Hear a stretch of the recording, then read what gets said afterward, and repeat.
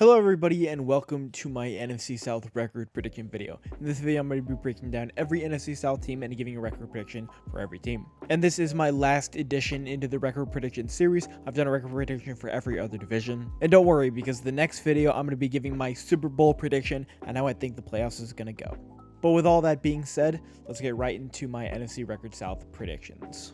The Tampa Bay Buccaneers had an all-around disappointing season even though they made the playoffs at 9-8. In the weakest division in the NFL, they struggled to win 9 games. After Bruce Arians retired last offseason, Todd Bowles stepped up as the head coach. Todd Bowles obviously was the ex-head coach of the New York Jets back in the day. And of course, as a defensive coordinator, the offense was likely to be in Tom Brady's hands all season. But outside of Tom Brady, the offense disappointed a lot, especially the run game. They even finished 16th in offensive DVOA when they were the first DVOA in 2022 for offense. But this season, they obviously won't have Tom Brady as he's retired for good. And also over the offseason, they re-signed Jamel Dean to a 4-year deal, re-signed Lavonte David to a 1-year, and signed Baker Mayfield. If the offense struggled with Tom Brady, how are they going to do without Tom Brady?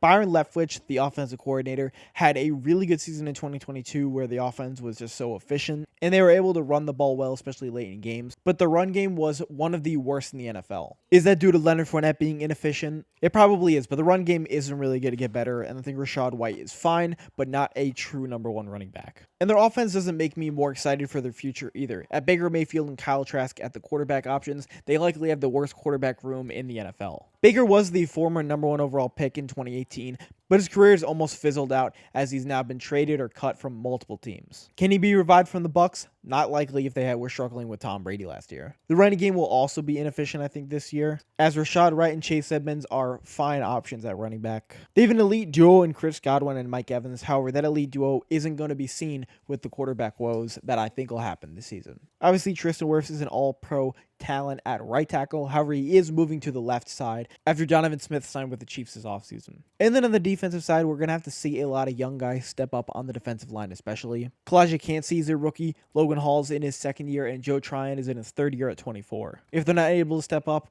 this will be a lackluster defensive line unit. The linebacking core really only has Lavonte David. Devin White asked for a huge contract, which he's not going to get. He's just too inconsistent and not good enough in the run game. I do like their secondary with Dean and Winfield, but they are lacking depth in the secondary. But overall, the thing that I'm most worried about is their quarterback situation. I think that it's going to be a bad year on offense, especially. The beginning of the season schedule is tougher than it looks, and the loss of Tom Brady will hurt more than pretty much any other team. They didn't have a guy to replace a talent like that, and they're going to struggle because of it. Pretty much expect them to have a top 3 pick next year. The next 2 teams I have on the same ranking order and on the same record prediction. Starting off with the Carolina Panthers, due to my render, they were the 3rd seed. Last season, they were very up and down. At some points, they looked like a top 5 guaranteed pick, and then at other times, it looked like they could have made a playoff push. And what really surprised me was the running game, which they should lead on more this season. In the draft, they traded up for the number 1 overall pick and selected Bryce Young. And also over the offseason, they hired Frank Reich to be their head coach. They made a lot of offseason signings as well, starting off on the offense, signing Adam Thielen,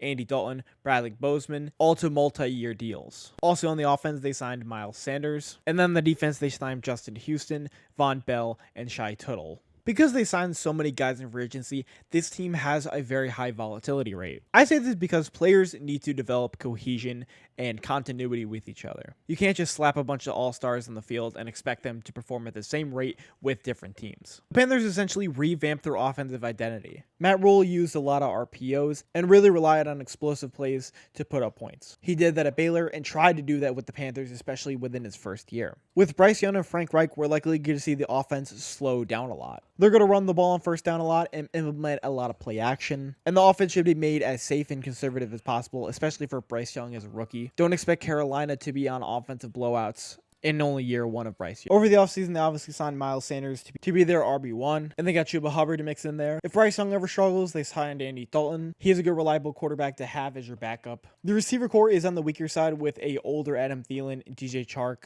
but expect Jonathan Mingo to be a big part of the offense with Bryce Young on the field. The offensive line looked really terrible against the Jets' backup unit in week 1 of the preseason, so the offensive line, in my opinion, is a big question mark. However, they should be good in the run game. And then their defense is a very interesting unit. I think on paper, the Panthers look like a really good defense. However, they were the 25th worst in defensive DVOA last year. If they could put it all together, especially within the front seven, this should be a good team against the run, especially in the interior with Derek Brown and Shai Tuttle. Brian Burns is a Pro Bowler off the edge. They've got two good interior linebackers with Shaq Thompson and Frankie Lavu, and they've got good secondary with J.C. Horn, Deontay Jackson, and Von Bell. It'll be interesting to see whether they end up top 15 or bottom 15. I think they're right around that range. I think that this prediction is pretty accurate of where the Panthers stand right now. Rookie quarterbacks are really hard to pinpoint where they are exactly within the quarterback rankings. And due to that, it's hard to visualize before we see them on an actual football field how good a team that they're supposed to lead, like the Panthers, is going to be. But they signed a lot of guys in free agency. They have a new head coach. They have a rookie quarterback. It's going to be hard to pinpoint exactly where they are, but I think around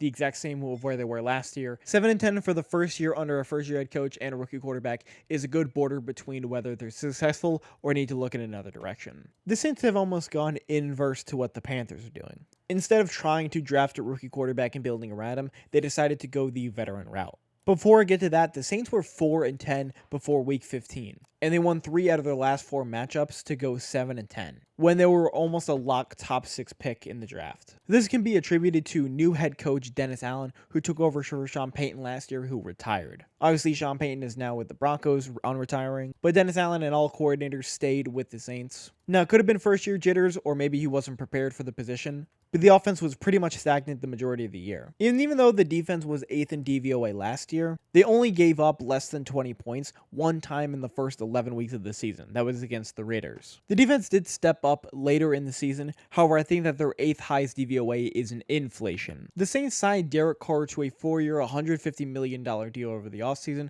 They also signed guys like Foster Moreau, Jamal Williams, and Nathan Shepard over the offseason. And over the offseason, they lost players like Andy Dalton and Shai Tuttle to the Panthers, and Caden Ellis and David Onyemata to the Falcons, as well as Marcus Davenport going to the Vikings. I was a bit confused on why they decided to go with Derek Carr. To put it in perspective, Andy Dalton had a higher passer rating and a higher touchdown to interception ratio last year, while Derek Carr, with Devontae Adams, a top 3 receiver, struggled most of the year, had a below average passer rating and a 24 touchdown to 14 interception ratio. He even struggled with new head coach Josh McDaniel from the Patriots, who was the ex-offensive coordinator. So he's moving from an offensive-minded head coach to a defensive-minded head coach who already struggled with a similar offense last year. So I don't know why they went with the route of Derek Carr. Looking at their offensive depth chart, it looks really similar than it did last year outside of the quarterback change with Derek Carr. Alvin Kamara is going to be suspended for the first 3 games from assault and battery charge, and the receiver core is basically the same as well, with Rashid Shaheed hopefully being that prime deep threat, and Michael Thomas will have 3 games and then he'll disappear to where he did the last 3 years. The offensive line is obviously really solid, but the offense is still a question mark. We'll have to see how they perform with Derek Carr.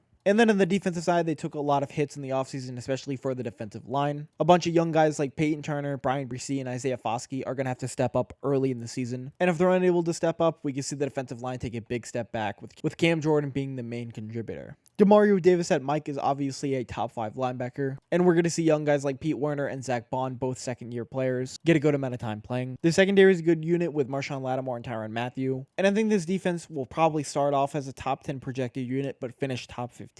They're really getting a big help from the strength of schedule, which is the 31st easiest in the league. This is a stark difference from their top 10 most difficult in 2022. But again, I'm going to make a similar point to the Panthers. I don't know how their offense is going to materialize with Derek Carr at quarterback. He struggled a lot last year with an offensive-minded head coach and a top 3 receiver. I don't know how that's going to translate to a worse offensive unit. And I also think the defense takes slight regression. And I think they do perform better than they did last year, but not significantly.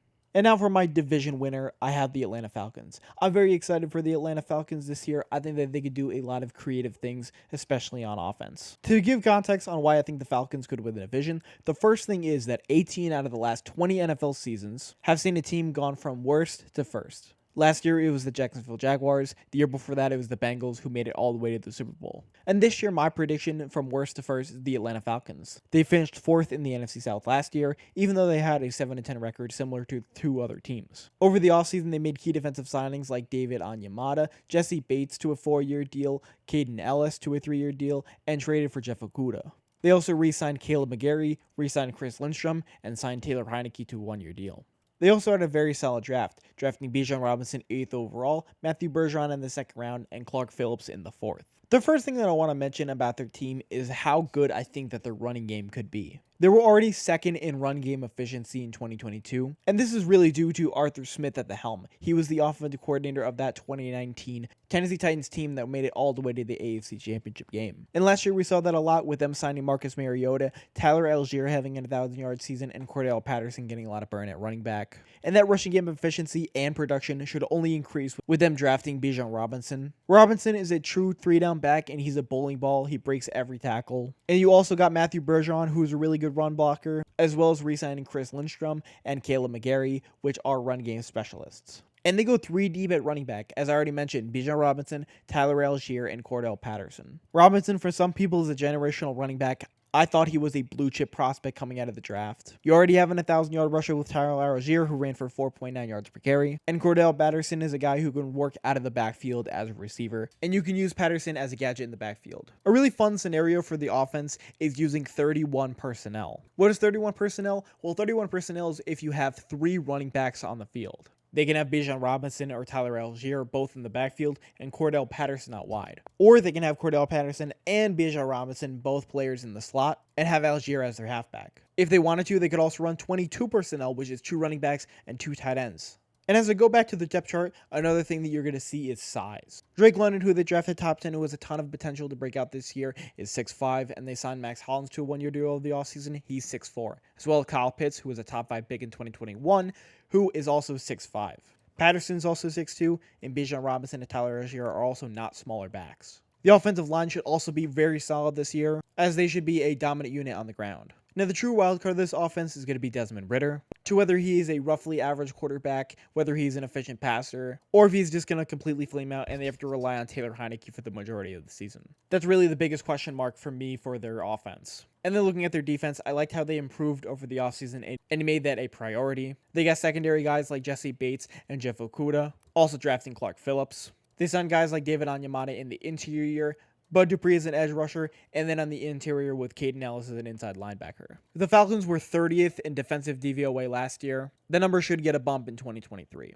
They're getting a massive help with their strength of schedule. They have the easiest strength of schedule according to the preseason rankings. And I think that for this year, the Falcons are the best team out of the NFC South, and I think they're going to win the division at 9-8 and be the 4th seed in the NFC. I think that the run game is going to be too much to handle for a lot of teams. Teams are running out smaller and smaller boxes year after year to defend the pass. And the Falcons were already the 2nd most efficient running team in the NFL last year. And they added an RB1 in Bijan Robinson. They can either end up as the 2nd most productive or the most productive rushing offense in the NFL this year. And only that are you going to add the passing game productivity with Drake London and Kyle Pitts having potential breakout years with Desmond Ridder. And also with the defense hopefully improving. To recap, I have the Falcons winning the division and being the 4th seed. The Saints and Panthers tied for 2nd and 3rd with 7-10, and then the Bucs finishing 4-13.